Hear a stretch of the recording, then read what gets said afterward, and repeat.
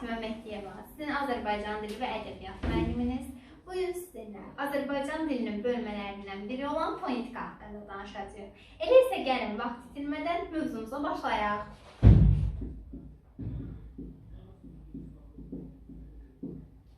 Gəlin fonetikaya bir tərif verək. Fonetika nə deməkdir? Fonetika danışıq səslərindən bəhs olunan elm deməkdir. Fon səs, tika isə elm deməkdir.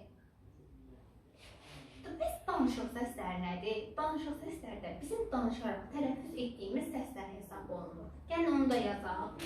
Danışıq səsləri özləri də iki hissəyə bölünürlər.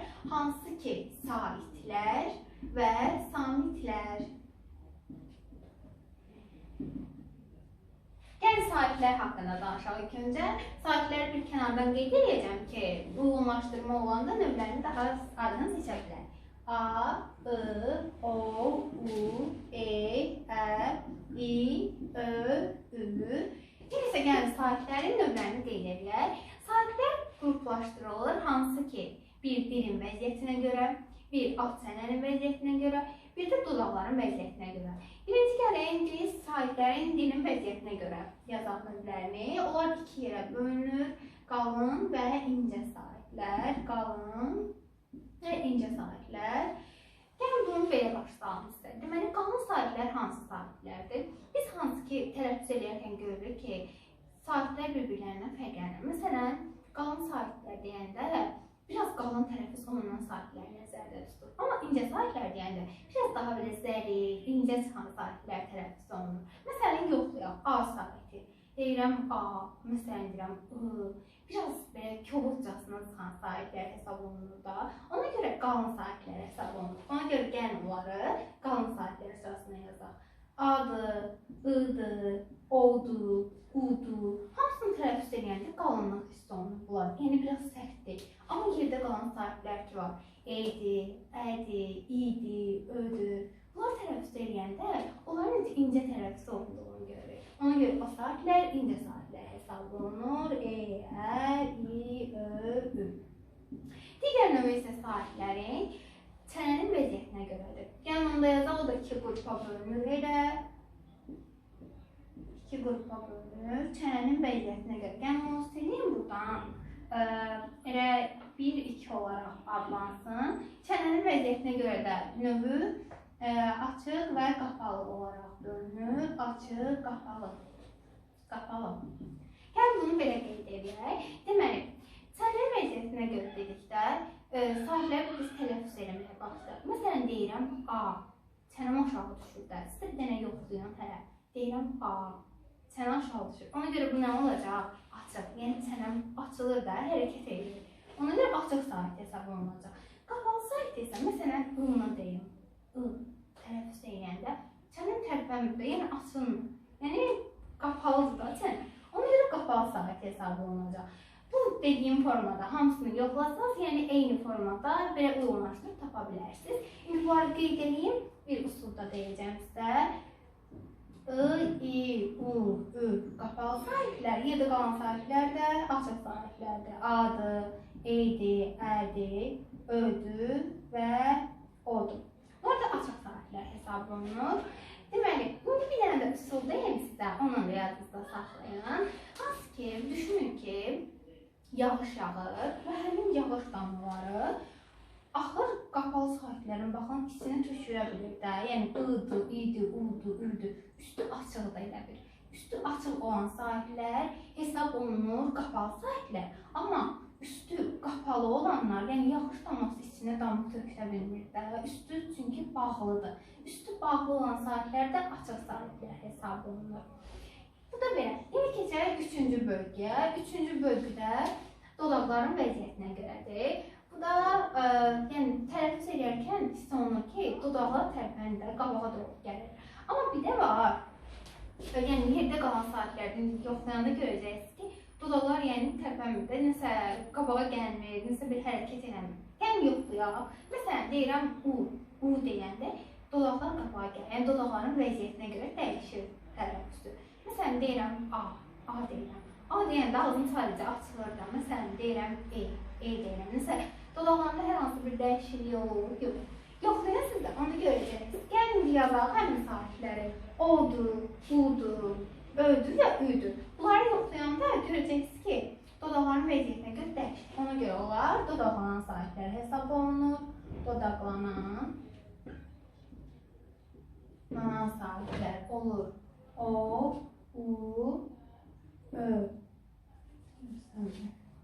O, U, Ü, Ö. Burada da yazaq dodaqlanmayan. Dodaqlanmayan sahiblər dedik ki, yerdə qalan sahiblərə hesab olunur. Hansı ki, A, I, E, Ə, İ. Bu arada bir şey demək yadımdan çıxmışdı. Burada açıq qapalı sahiblərdə E saiti neytral sahib kimi hesab olunur da. Düzdür, onu açıqlara qeyd edirik, amma E saiti neytraldır. Yəni onu da bir yazaq, qeyd edirik. E neytral sahibdir. Yəni bunu da hər hansı bir yerdə qeyd edirsiniz ki, qalsın. Yəni sahiblər haqqında bu qədər. İndi keçək qoşa sahibli sahiblərin tələffüzündən danışmağa. Gəlin bunu silək.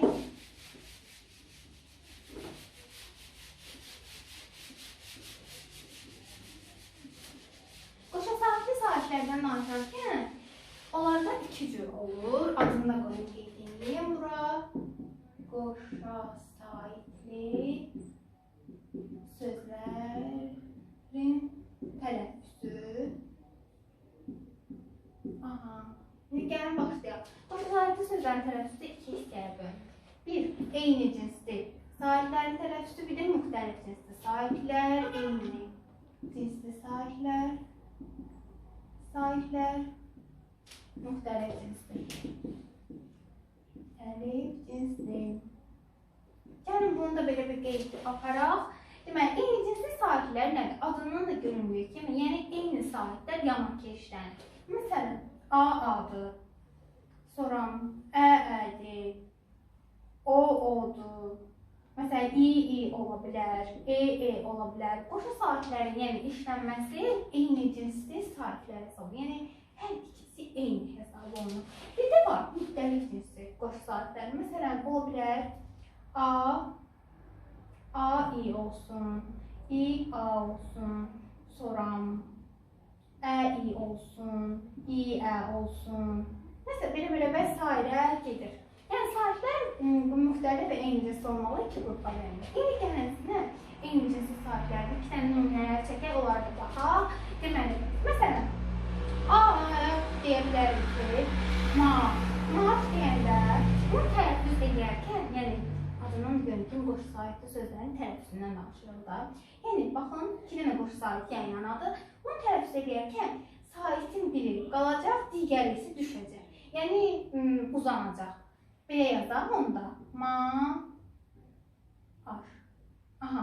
Yəni, sahibin biri qalır, digəri isə düşür. Yəni, düşür deyəndə ki, uzun tələffüz olunur. Uzun tələffüz olunması da bu işarə ilə istifadə olunur. Yəni, uzun tələffüz olunur, bundan göstərilir. İkincisi, qoşu sahibli sözlərə nümunələr deyək. Məsələn, yazdığım buradakı birləşmələrə uyğun deyəcəm. Deməli, maaş sözünü deyə bilərik. Maaş sözünü. Deməli, burada nə baş verir? Burada qeyd etdiyimiz kimi A hərfinin biri olduğu kimi saxlanılır, digəri isə düşür və uzun tələffüz olunur. Uzun tələffüz olunma işarəsi də bu işarədir. Yəni, bu altdan xəttisinin, yəni iki dənə qoşa nöqtə uzun tələffüz olunma işarəsidir. Deməli, burada dediyim kimi hərfin biri olduğu kimi saxlanılır, digəri isə düşür və uzun tələffüz olunur. Başqa bir nümunə də çəkə bilərik. Məsələn, saat sözünü deyə bilərik. Saat sözündə yenə eyni qaydada hərfin biri, qoşa sahibin biri qalacaq, digəri uzun tələffüz olunacaq. Bu yenə OBS-lərdə də olduğu kimidir saat. Yəni, digər birləşmələrdə də eyni formadadır. Harada qoşa sahibli söz görsək, orada yəni həmin bu qayda özünü təsbit edir, göstərir. İyə də məsələn gəlin nümunə çəkək ilə bədii sözünü deyə bilərik, bədii sözünü deyə bilərik. Burada bədiini yazırıq, yenə eyni qaydada i'nin biri düşür və uzun tələffüz olunur və s.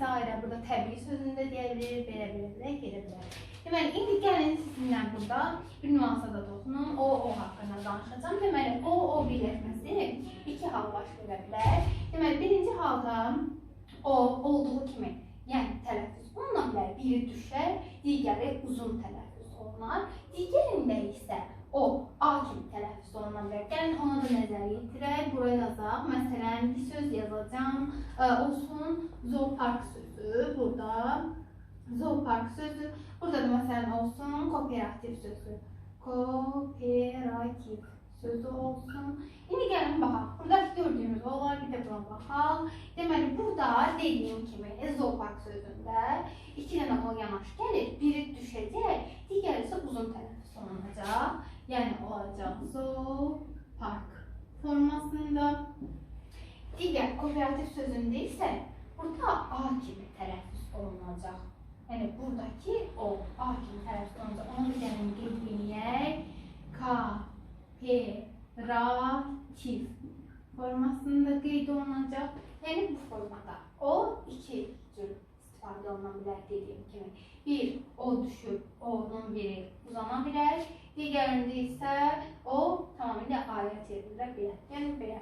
İndi isə keçək müxtəlif cinslərdən danışmağa. Müxtəlif cinsli qoşu samitli sözlərdə qeyd eləmişəm. Yəni A-i birləşməsi var. İ-a, ə-i, i-ə və s. başqa cür. Əlavə olaraq da A-i birləşməsi ola bilər. Sonra A-u birləşməsi ola bilər. U-a birləşməsi olar. Və yaxud da A-ə birləşməsi ola bilər. Belə-belə gedir. İndi gəlin onları da nümunə yazaq. Müxtəlif cinsli qoşa sahili sözlərdə müxtəlif hallar baş verə bilir. Məsələn, orada A-i birləşməsi yazmışam. Gəlin onu nümunə çəkək. Orada məsələn kainat sözünü deyə bilərik. Kainat sözü. Yəni burada səs artımı hadisəsi baş verə bilər. Baxın. Kainat. Elə bil ki, müxtəlif cinsli qoşa sahiblərinin arasına bir hərf, yəni bir hərfi daxil olur. Yəni kainat olmasın. Yəni birinci qaydamız odur ki, müxtəlif cinsli qoşa sahibli sözlərin arasına hərf daxil olur. Yəni səs artımı baş verə bilər. Məsələn, sonra elə sözlər var ki, həmin o sözlərdə A-ə tipli birləşmələrdir ki, onlarda A olduğu kimi qalır. Yəni forma olduğu kimi qalır. Sadəcə ilk hərf, yəni A birləşməsindəki A uzananda, yəni onu da baxaq. Məsələn, şücaətdir, şücaətdir, bəraətdir, bəraət, şücaət, bəraət, fauna, sauna. Bu tipli sözlərdə, baxın, A-ə birləşməli sözlərdə olduğu kimi qalır. Sadəcə A hərfi uzun tələffüz olunur. Yəni şücaət yazırıq. Yəni olduğu kimi də saxlayırıq şücaət. A sadəcə uzun tələffüz olunur da, yəni uzun tələffüz olunur. Yəni eyni qaydada bu saydığım sözlər ona daxildir. Sonra məsələn A-e tipli birləşmələr ola bilər. Sonra U-a, A-ə tipli birləşmələrdir. Burada da belə deyə bilərik ki, nə cür deyə bilərik burada? Məsələn, nümunə olaraq söz deyə bilər. Müəllim sözü ola bilər, müavin sözü ola bilər, sonra səadət sözü ola bilər. Yəni sözlər olduğu kimi qalır. Yəni bunlarda heç bir dəyişiklik olmur. Bir qayda da budur. Yəni heç bir dəyişiklik baş vermir müxtəlif cins qoşu sahibli sözlərdə. Belə, qoşu sahibli sözlər haqqında, yəni sahiblərin qoşu sahibli sözlər haqqında bu qədər. Samitlərdən danışacağıq. Ahəng qanunu haqqında danışacaq, sonra keçək samitlər. Onu unutmayın.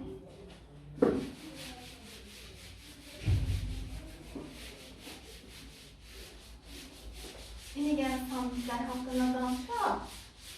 Samitlər üzərində iki hissəyə bölünür. Ondan qeyd edəcəm. Deməli, samitlər haqqında danışaq. Samitlər. Samitlər dediyim kimi iki hissəyə bölünür. Bir, kar samitlər. Bir də cingiltili. Cingiltili samitlər, cingiltili samitlər. Kar samitləri belə yadda saxlaya bilərsiniz. Məsələn, Fikir Paşa çox hasta bu cümlə ilə. Bir də üsul var, 3 dənə söz var. Həmin o 3 dənə sözdəki hərfləri vasitəsilə. Yəni onu da qeyd edeyim bura. Fikir Paşa çok hasta. Fikir Paşa çok hasta. Burada. Bunlar burada qeyd olunan samitlər ki, hansılar ki var.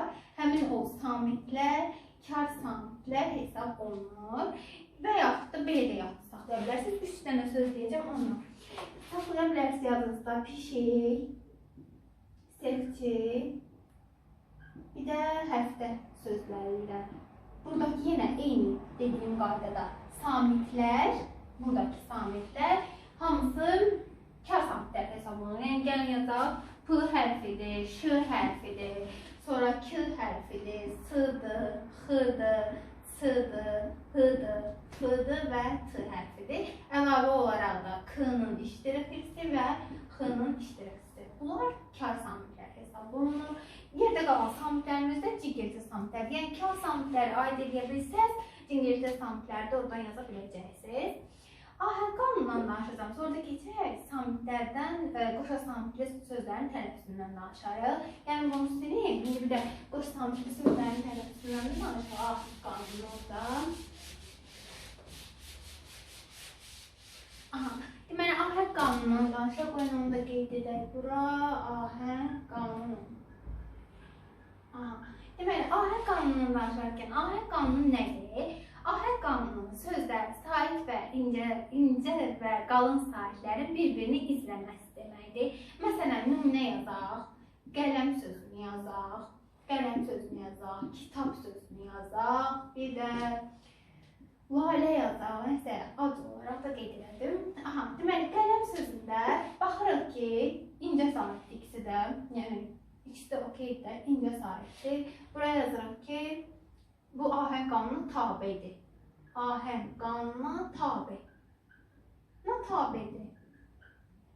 Kitab sözü biri incədir, yəni digəri qalın. Baxırıq ki, bu ahəng qanununa tabe deyil də. Bu incədir, bu isə qalındır. Onda bu ahəng qanununa tabe deyil. Yəni tabe deyil ahəng qanununa. Sonra lalə sözü yazmışam. Yenə burada da A qalındır, ə isə incə sait hesab olunur. Ona görə bu da ahəng qanununa tabe deyil. Yəni qaydada dediyimiz kimi ahəng qanunu nədir? Ahəng qanunu sözdə incə saitlərin bir sözdə bir-birini izləməsidir. Əgər bir sözdə həm incə, həm qalın sait varsa, bunda ahəng qanunu pozulmuş hesab olunur. İndi isə ahəng qanununda dedim, ahəng qanunu haqqında bu qədər. Ahəng qanunu haqqında bir şey də qeyd etmək istəyirəm. Ahəng qanunu bəzən morfoloji hadisə də deyirlər. Bu nədir? Məsələn, qələm sözü olsun. Qələm sözünə şəkil çarçılır. Yəni, morfoloji dedikdə şəkilsizlər nəzərimizdə tuturuq. Məsələn, qələmlər artırılır.